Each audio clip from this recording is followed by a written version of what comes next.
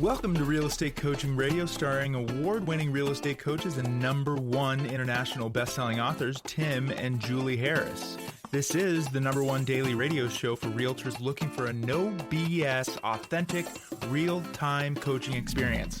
What's really working in today's market, how to generate more leads, make more money, and have more time for what you love in your life. And now your hosts, Tim and Julie Harris.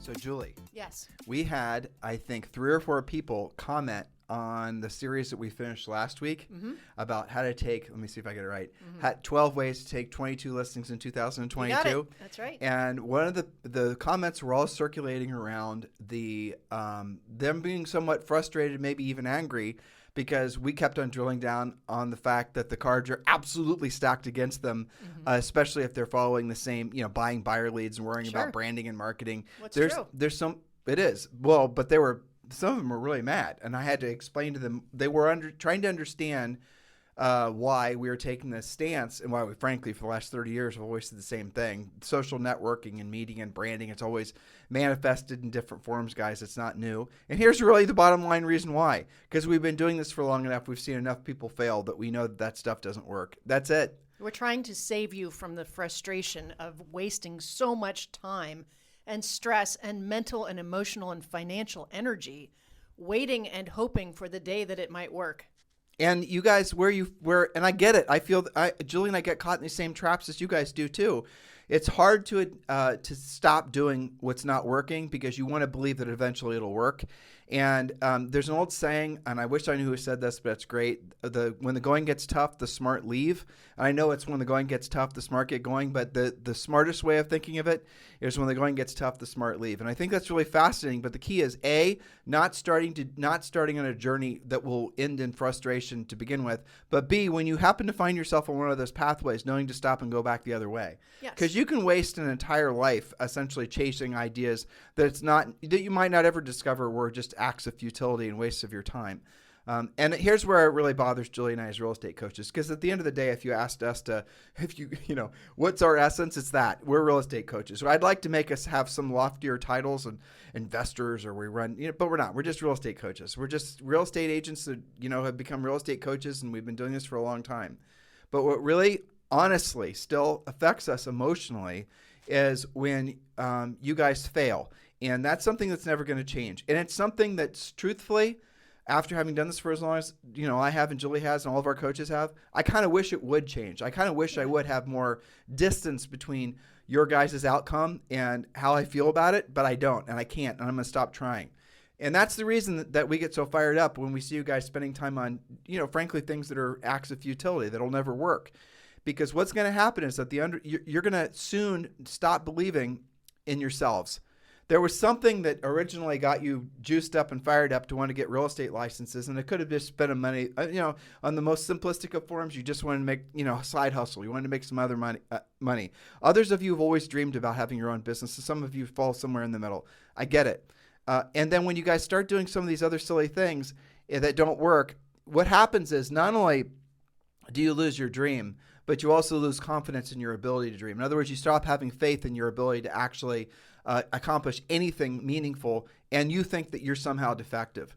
And that's what breaks our hearts. And that's the reason when Julie and I come across something that's asinine, we have never pulled punches in saying those things are asinine. And it does piss people off. Yes, it does. It does. Well, the truth hurts. I mean, it does. At the end of the day. And we don't get invited to speak at certain things. We don't get invited to do certain things because the people selling the CRMs and all the flashbang, shiny object ideas, who've never actually been in the market for long enough. In other words, they're selling things that have only been for sale for like 12 or 18 months during a great seller's market. They might not even know that they're going to be flashed in the pans as soon as the market starts to adjust, because they themselves don't have enough business experience, let alone real estate experience, to know how this actually works long term. And the way it works long term, guys, just bottom line, is every time there's a seller's market, and it doesn't necessarily have to be national like it is now, it could just be regional, you see everybody and their brother coming out with some product to sell to agents. And this is during this last run-up since like 2009, I think, when all these real estate, fintech, and all these investors came into play. There has been more money, billions of dollars for sure, that have rushed into the industry of selling stuff to real estate agents. And they're all essentially variations on what's always been for sale. There's no new ideas. That's true. They're just basically, you're now called an influencer and all these other fancy terms, but it's all the same thing. You used to be a bird dog. Yeah, it used to be a bird dog, right? Now you're an influencer. Yeah, rainmaker. Now you're a team leader, and like people are saying, teams are the new fad. Guys, they're basically the same as small brokerages, which have been around since forever. So none of these ideas are new. They're just being sold by new people using new terms. But the output, the result, is going to be the same. So look, history does not necessarily determine the future, but it is really a good place to start if you're wanting to really vet what's going to work and what's not going to work. So for those of you who took, there's two flavors to some of the comments we got. And I appreciate the negative feedback, guys. I really do, because it tells me you're listening and you're thinking. It's true. So there's two variations of it. You didn't like us talking about the failure rate in real estate, which I appreciate. And you didn't like, and I understand why, and you didn't like us basically dumping on some of the things that we know are flash in the pan ideas. But hopefully after what I just said, you'll understand what our motivation is, and it is absolutely for your betterment. It's actually works against us in our coaching business to tell you to do things the way we tell you to do them in the order in which we tell you to do them. Because if we were like all of our competitors, basically, and we were telling you guys to do the easy stuff first, how many more people would want to buy stuff from us? Thousands.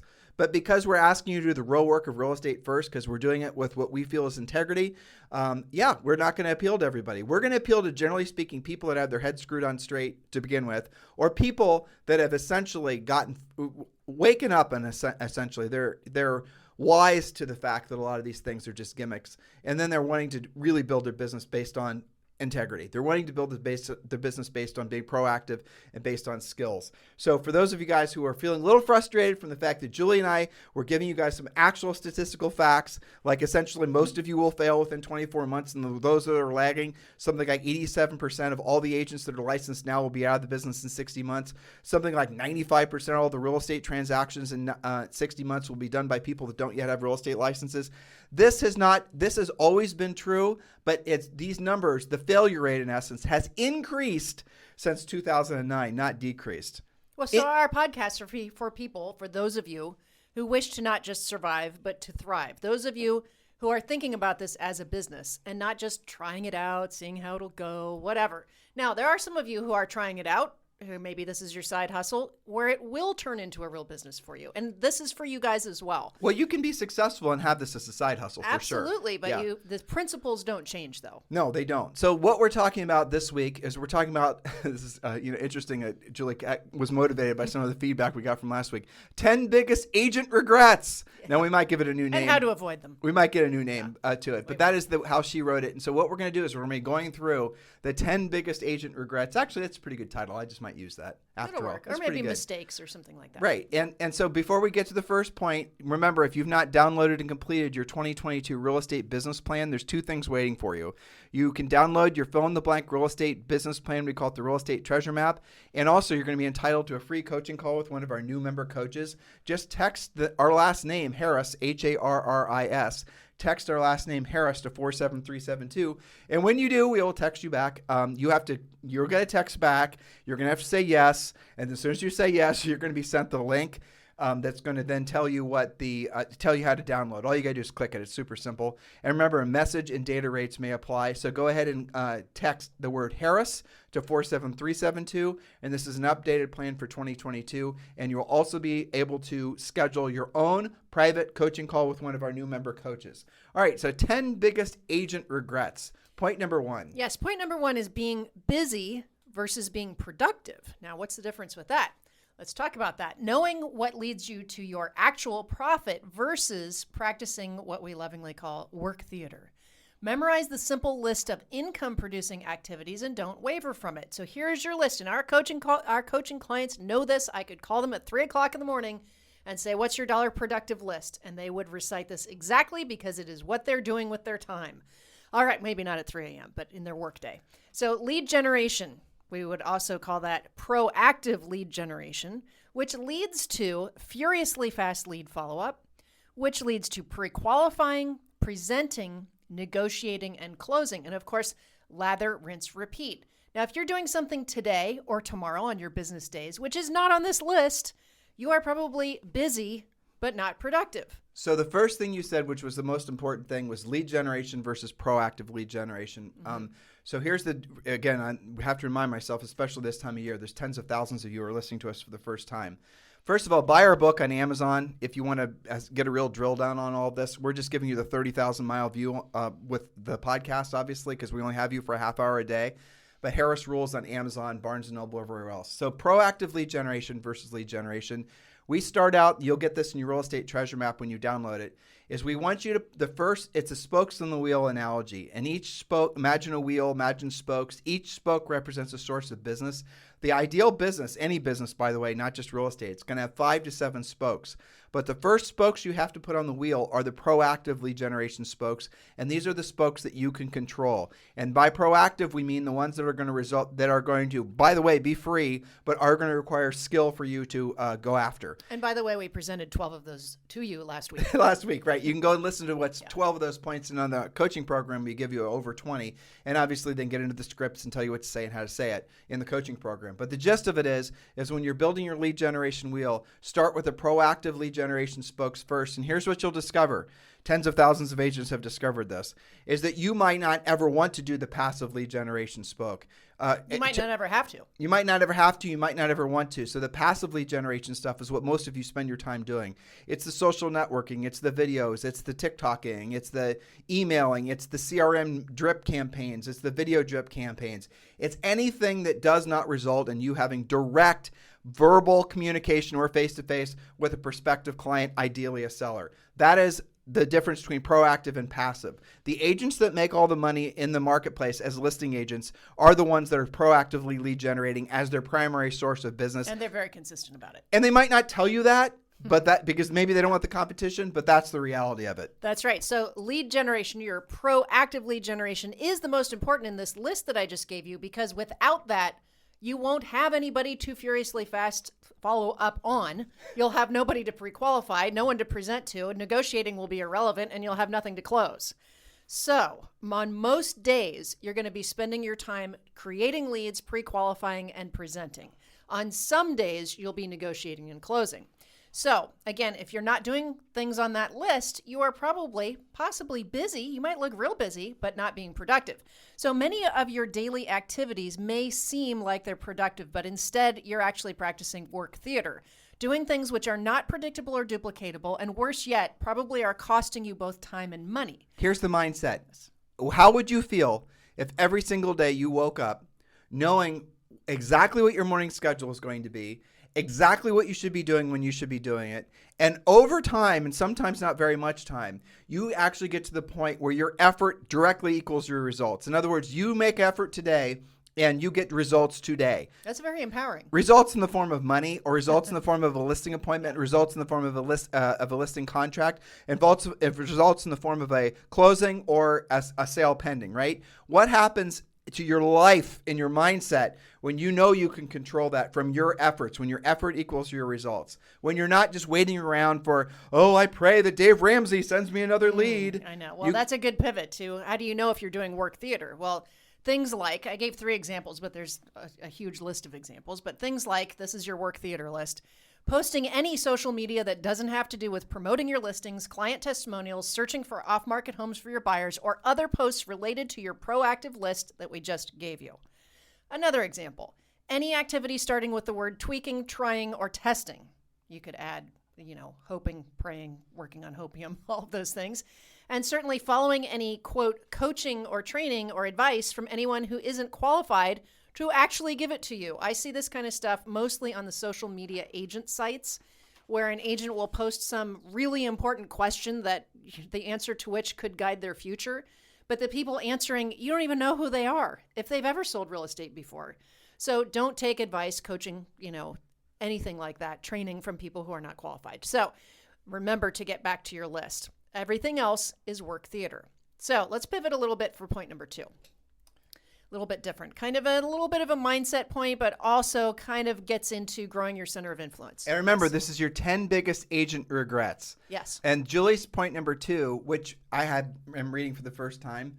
If I had written these notes, I wouldn't have done point number 2, but I totally understand why you did, because I'm thinking about all the coaching clients we had who were really good at prospecting, really good at pre-qualifying, really good at presenting, really good at negotiating, really good at just pounding out contracts, but they never actually formed lasting relationships with their centers of influence. Yes. And that is always consistently their single biggest regret. That's right. And I always will remember one of the events that we had in California of top producers. These are the top 100, I think, at the time in the real estate industry. And we asked the panel, and these are grizzled veterans that have done literally thousands of transactions, what is your biggest regret?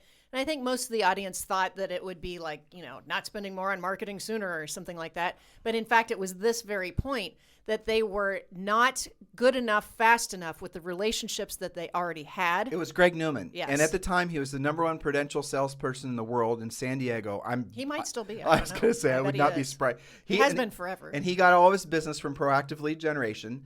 He runs his business textbook, just like Julie and I, essentially what we coach all of you guys to do. And his biggest regret, and he said it in front of a room, there wasn't very many people, less than 100. Sure. He said it in front of a room of people, my biggest single regret is I did not really do much with the centers of influence and past clients, because I always knew that there was a new seller for me to go after from one of my proactive lead generation sources, using our parlance, one of his existing spokes. And he said in retrospect, he wished he would have taken better care of those folks, because he knows that at this point, after this was a number of years ago, 10 years maybe, 12 years ago, 15 maybe. I don't even remember. A long damn time ago. 10, yeah. But he essentially said, if I had been taking better care of my centers of influence and past clients, I think I could have sold another 30 to 40% more homes per year. And spent less on the rest of it. Yes. Yeah, spent less time having to generate new relationships. Right. Now, this goes for, of course, your past clients, your center of influence, but also your colleagues, your friends, your family. So what is point number 2? We didn't actually say it. Not showing overt gratitude to those who matter most. Someone once wrote about a gentleman they encountered at a graveyard who was placing flowers on his deceased wife's grave. And he said, quote, "Every day since she passed away, I've come here to bring her these flowers. I should have done that long ago. She really would have loved that." So don't wait until it's too late. We try to keep this actionable, practical, tactical. So what should you do? Well, an easy habit to get into is to simply keep a gratitude journal. If you go to Amazon, there are some beautiful, lovely, different versions of gratitude journals that you'll want to keep on your desk and fill in. Next, write 5 thank you cards or thinking of you cards daily. Now, this is a great use of social media, Tim. You use your social media to inform you of who is having a significant event in their lives and recognize them for that. Now, most powerfully in person, but certainly with cards, with calls, it's not, you can certainly post a comment, but I think it's better to make it more personal. Well, that's, again, this is a discipline, right? But write the handwritten card. Habit. Well, here's what our agents are going to do. And I know there's companies out there that do this. I know. They're going to basically say, you know what? I'm not going to write farm it out. I'm going to farm it out. I'm going to spend, $7 or $5. And I'm going to use some automated service to handwrite cards. And look, if the choice is between you doing it yourself and sending it to some company to do it for you, then do it, right? And I know there's some of them that are really slick. They want to be sponsors. There's 2 of them that want to be sponsors of our podcast. And one of them writes using a Mont Blanc pen. It's an automated machine that writes on a Mont Blanc pen, copies your handwriting as best as it can. Some of you, it's not doable because your handwriting's so bad, right? Mine, for example. But the gist of it is then those cards but here's the fallacy. The stamp comes from New York, right? So if you're in Omaha and someone's sending and you're supposedly sending a card from New York, the sellers are going to know it's fake. Yeah, it's probably going to go in the junk mail. So just do it yourself. It's not that much effort, and it's really good for you. Remember, we did, I think back in maybe November, the month of gratitude, we did a whole series about the impact of showing gratitude. Yep. So it's good for you anyway, on a multitude of levels. And you can be more creative, too. Like, for example, maybe you don't want to mail a card and fold it and put it in an envelope. Maybe you just think that's not your style. Well, why don't you get some postcards? Why don't you get some local postcards from your community? Perfect. Why don't you make some postcards? There's tons of things online where you can go and put together your own kind of zany, make them laugh type designs. Very cool stuff. You can do old school stuff, which is always great. You can do recipe cards where on the back you can handwrite something really special to them. Something like that. Yes. But none of the tchotchke stuff replaces a phone call. Exactly. Or an in-person meeting. A coffee. Even a Zoom coffee is better. And if you don't want to do any of the tchotchkes, which frankly, if we are coaching you, we would tell you not to do the tchotchkes. Save the money. Save the money. Save the time of having to do the tchotchkes, let alone the money to pay for the tchotchkes. We would tell you to just make phone calls. And in our coaching program, we tell you what to say. We tell you what to say every single month.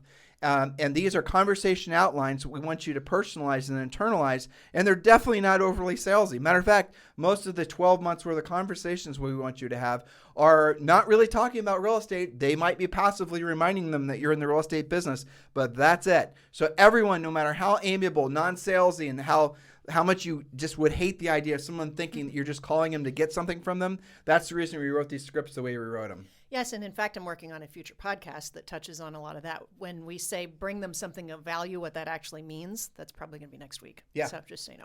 I think we have time for one more. Yeah. All right, point number 3. And this is one that is, quite honestly, a recurring theme that you guys might notice from previous podcasts. And that is spending too much time getting ready to get started. And I might add, getting ready to get started to someday feel like possibly pulling the trigger on something super important to you if it's not raining and it's a Tuesday and you have no other plans, right? After you've done 15 Facebook surveys. Exactly. Okay, you guys have your own custom excuses that are in your head right now.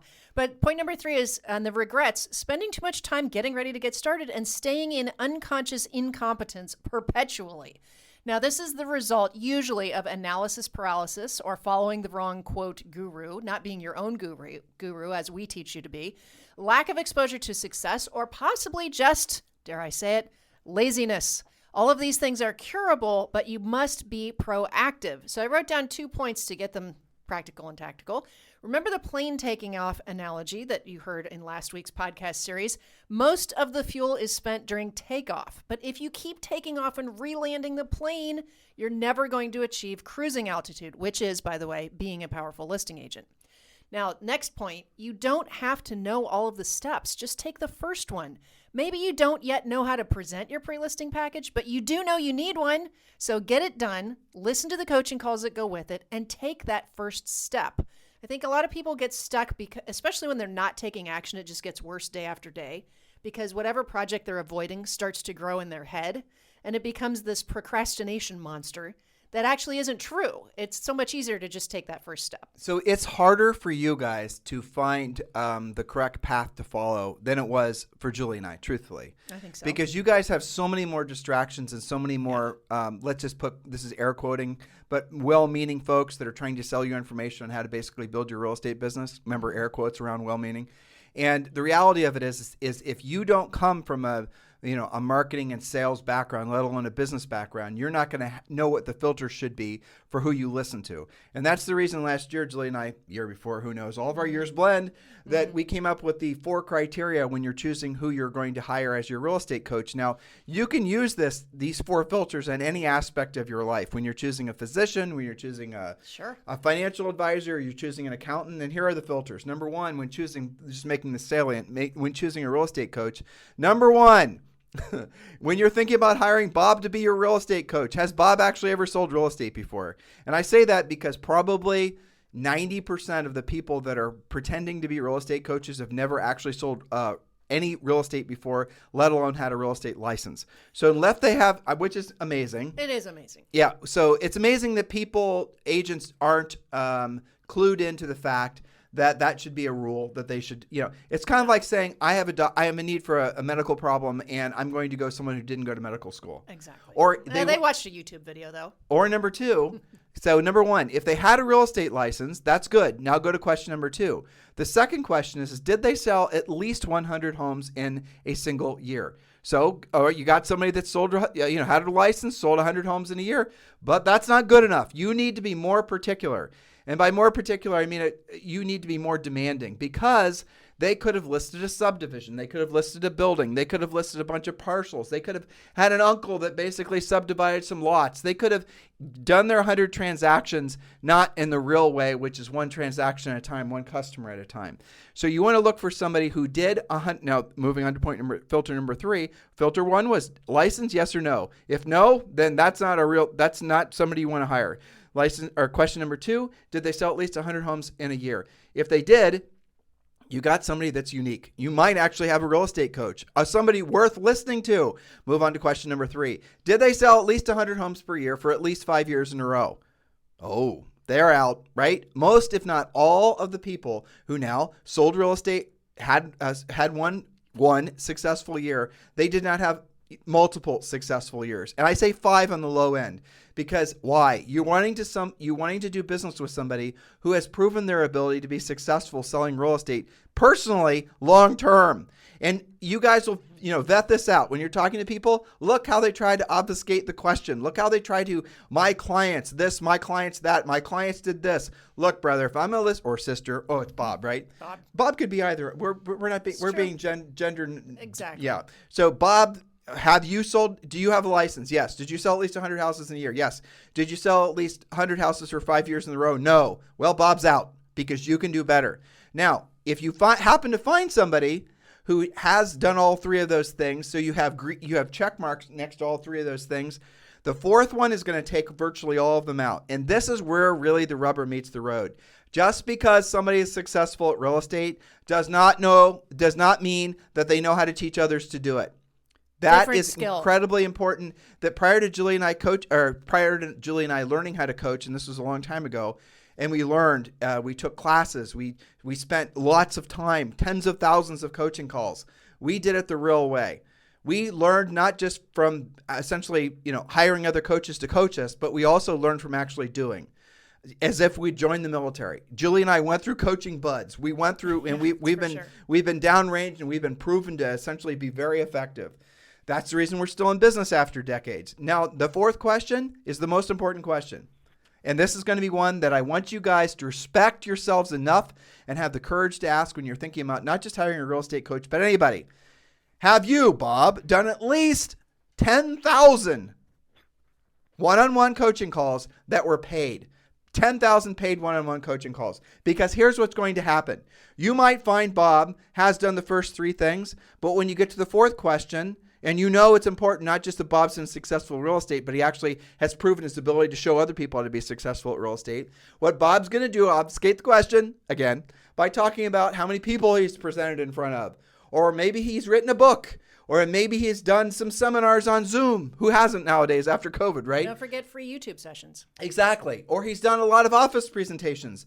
But he's not had over 10,000 one-on-one calls with himself and a single agent or maybe a couple agents on the same call. He's not done that. He does not qualify. He is not good enough for you. You need to demand better. Otherwise, the probability of you just being real estate roadkill goes through the roof because, again, you're probably following the wrong path. Yeah, and somebody could be practicing on you. Yes. That's no good, right? Exactly. And why does it matter that they were paid? Because the market will not continue to pay for something that's not working. It is a self-fulfilling pre-qualification. 100%. And that's the thing about being paid. It's a validation.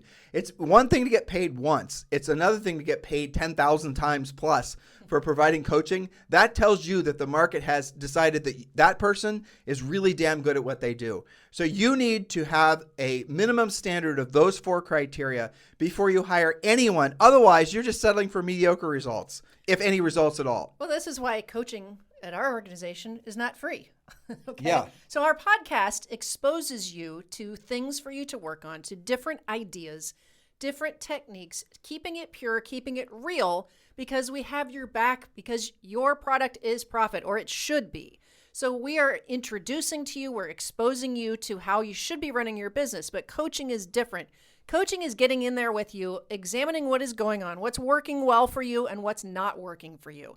A lot of times coaches will see something that you've been throwing money at and time and effort and frustration for. Sometimes it's just 90 days. Sometimes it's a couple years. And they're going to say, why are you doing this? I see no evidence of transactions as a result. Or the results have such a minimal net to you that you're spending so much time and money, you practically continue to owe more. It's not worth doing. And there's a difference between training and coaching. And this is another important thing. When you watch a YouTube video, that's training. When you go to a seminar, that's training. When you read a book, in essence, that's training. Coaching is so training would be like you sitting in a classroom and there's a teacher in front of the classroom that's training. They're teaching. They're like presenting, basically. Presenting, right. That's what training is. Coaching is like tutoring. Coaching is like one-on-one mentoring, tutoring. Coaching is where you hire somebody to work just for you that's going to watch all your idiosyncratic, everything you're doing with your body, everything you're doing when you talk, how you're holding yourself, every single tiny little almost unperceptible thing that makes somebody really exceptional. That's only comes when you hire an experienced coach.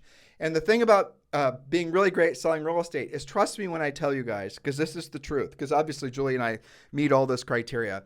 But as do our coaches, by the way. As do our coaches. It is the amount of effort it takes, truthfully, to meet all 4 of those criteria and become really good at coaching, let alone coaching real estate agents, is a billion X harder than becoming really good at selling real estate. I would completely agree with For that. sure. Yeah. It takes way more self-sacrifice. It takes way more time. Selling real estate, especially when you follow our coaching program, is actually pretty straightforward. Yes, that's true. Do this, say this, get this result. Yeah, that's right. And, we don't have any coaches that work for us who are not licensed and actively selling.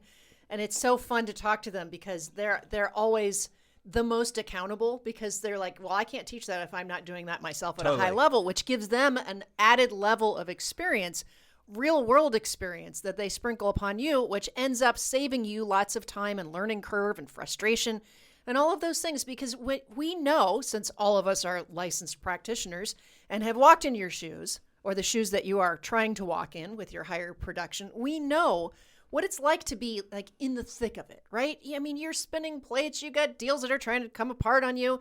You've got more pendings than you've ever had before. You've never managed 5 listings at once, and now half of them are pending, and you got these buyers barking at you.